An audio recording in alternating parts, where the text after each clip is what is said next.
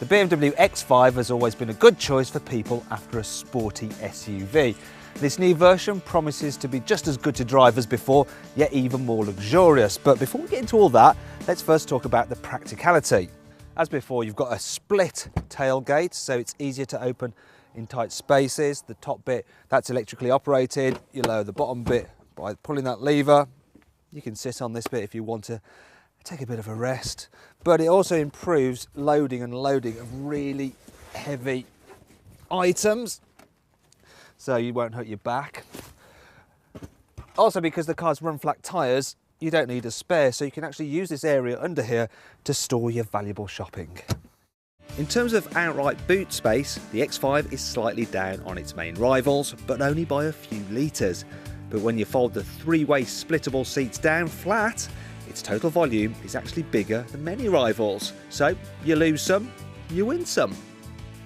This new X5 is built on the same platform as the old X5, but BMW have given it a squarer body, and that means you've got more interior space. And as you can see, there's plenty of room in the back seats, even for adults, and you'll be fine even if you're over 6 foot. You can actually fit 3 abreast here if you need to, because the centre seat is pretty usable, and it helps that the floor, well, that's almost completely flat, so everyone has somewhere to put their feet.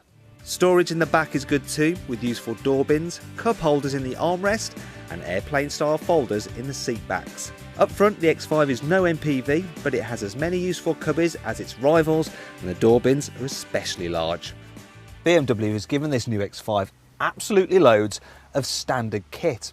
All models get the excellent 8-speed automatic gearbox, leather seats, which, yeah, believe me, they're very comfortable. You've also got Bluetooth for your mobile phone, there's DAB digital radio, there's iPod connectivity, there's a 20 gig hard drive for all your music, you get climate control, cruise control, there's parking sensors, there's xenon headlamps, and also a special SOS system which will automatically call the emergency services if you have an accident. The professional sat-nav with high-definition 10-inch display is standard across the range too. And it's now even easier to use, as you can input destinations at the swipe of your finger using the new iDrive's touch-sensitive pad. That's not the only improvement though. The redesigned interior is noticeably more upmarket than before and feels very avant-garde. If you want to make your X5 feel even posher inside, you can get some upgraded leather, mood lighting, surround cameras, and a panoramic sunroof which opens so wide that when you have it on its most open setting, almost makes you feel like you're sat in a convertible. The X5 is available with a wide range of engines, most of which are carried over from the previous car. There's a 4.4 litre turbo V8 that can sprint to 60 miles an hour in just 5 seconds. But the tri-turbo 3 litre diesel in this M50D is pretty much as quick, yet can return 42 miles per gallon. However, if it's economy you're after, you're going to want the new 4-cylinder diesel in the 25D model. And if you get that car with the rear-wheel drive only version of the X5, then you're looking at around 50 miles per gallon, which, considering the size of this thing, is pretty impressive. Speaking of size, the excellent visibility and raised driving position means that despite its chunky dimensions, the X5 is actually pretty easy to navigate through tight spaces. The way the X5 handles also belies its bulk. You get hardly any body roll through the corners, there's loads of grip, and I think overall this car is one of the sportiest SUVs to drive. Then there's the comfort. It's improved over the previous model, though you will want the adaptive suspension, which is standard on M Sport models, if you want the car to be as comfy as it can be.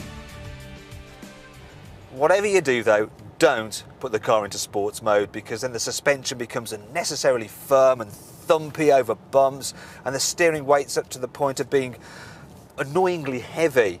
And I think overall the ride quality is slightly better in the Range Rover Sport, and that makes it a better cruiser. Speaking of which, the diesels in the BMW are a bit rattly compared to those in the Range Rover. So, to hide this, synthetic engine noises are played through the car's speakers when you accelerate. Thing is though, if you open the window and the sunroof, and then you accelerate, you're going to hear what everyone on the outside hears, and it's...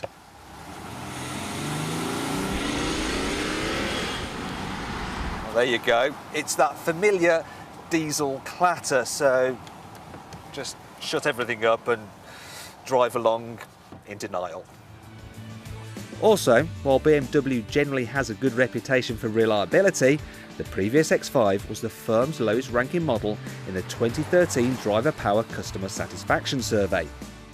In fact, it came in the bottom quartile for reliability, and remember, a lot of the old car is carried over into this new car. And click here if you want to rate your car at driverpower.co.uk. The X5's design could be an issue for some people too. Personally, I'm not a fan of the way it looks, and that's why I didn't bother to clean it for this video. Sorry. Finally, there's the fact that the X5 isn't exactly the best 4x4 off-road, but it's a great all-rounder on-road, and let's face it, that's where pretty much everyone who buys this kind of SUV is going to be using it. But is it the right car for you? Well, before you decide, you should check out our reviews of its key rivals, the Mercedes ML here, and down here for the Range Rover Sport. And don't forget to click on our logo to subscribe to the Car Buyer YouTube channel.